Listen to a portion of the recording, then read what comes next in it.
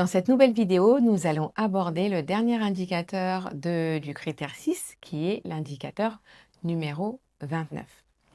Cet indicateur est spécifique au CFA ou les organismes de formation qui proposent des parcours avec de l'alternance ou des voies éventuellement d'accès à l'emploi ou à la poursuite d'études. Donc c'est quand même assez spécifique, ça ne concerne que ces prestataires-là. L'enjeu ici est de s'assurer que le prestataire s'implique activement dans l'avenir des apprenants. Autrement dit, il doit mettre en place des actions concrètes qui facilitent soit leur insertion professionnelle, soit leur poursuite d'études, soit plus largement leur accès à des voies d'apprentissage complémentaires pour ensuite pouvoir développer leurs compétences.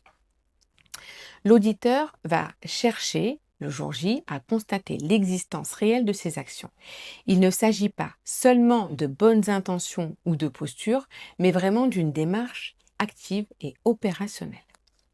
Il faudra donc démontrer que le parcours proposé ne s'arrête pas au dernier jour de la formation, mais qu'il prépare ce qu'il y a après, donc avec l'emploi, l'école ou alors une autre étape qui pourrait suivre. Je propose ici quelques éléments de preuve à proposer.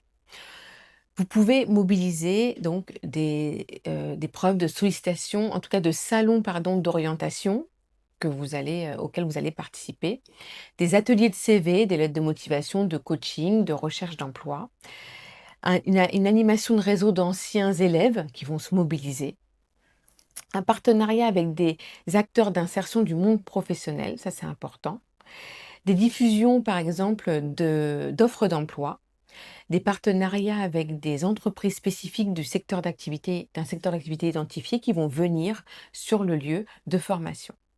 Ce qui est important, c'est d'avoir une place dans l'écosystème et de proposer une réelle proposition de continuité. L'action ne doit pas être symbolique ou unique, il faut montrer une pluralité d'initiatives dans la durée.